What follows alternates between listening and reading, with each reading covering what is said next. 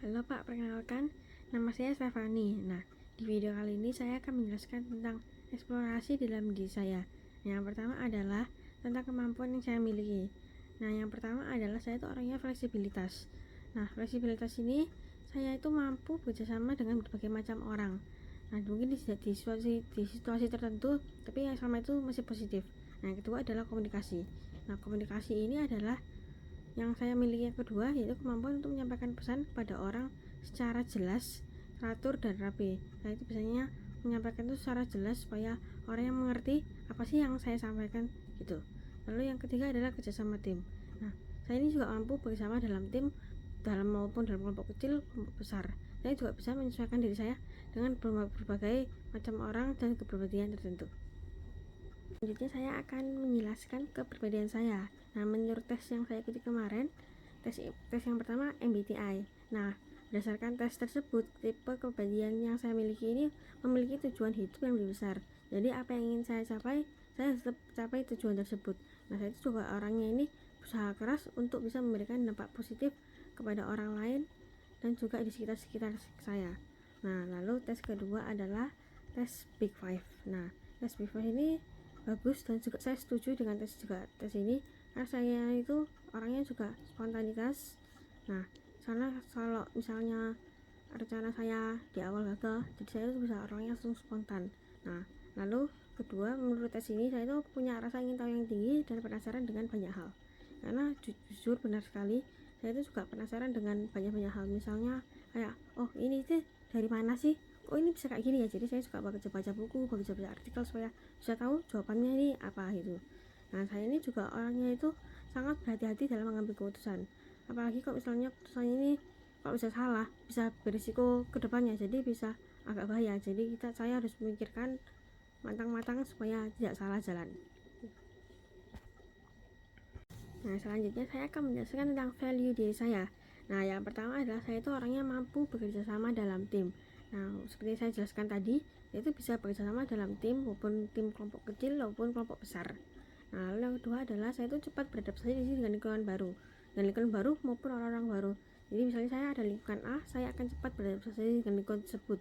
Nah, jika misalnya bersama dengan orang B, saya akan beradaptasinya dengan cepat dengan orang B tersebut. Nah, lalu yang ketiga, saya juga suka mempelajari hal-hal baru.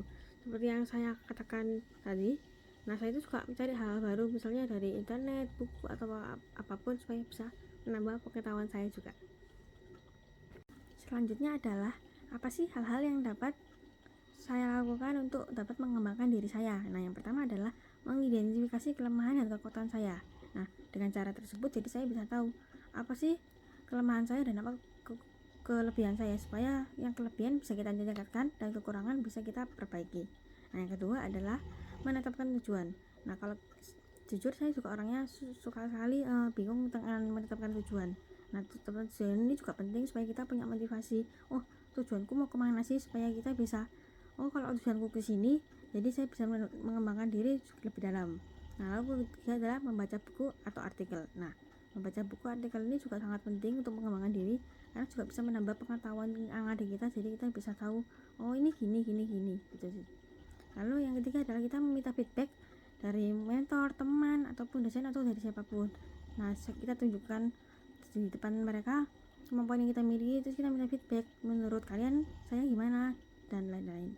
Nah, lalu yang terakhir ini penting banget, yaitu adalah tetap termotivasi. Nah, supaya dengan tetap termotivasi ini, kita juga dapat semangat untuk mengembangkan diri kita menjadi lebih baik ke depannya agar tujuan kita bisa tercapai. Selanjutnya adalah apa sih motivasi yang saya miliki untuk dapat mengembangkan kemampuan saya agar bisa berkembang dengan baik di kemudian hari.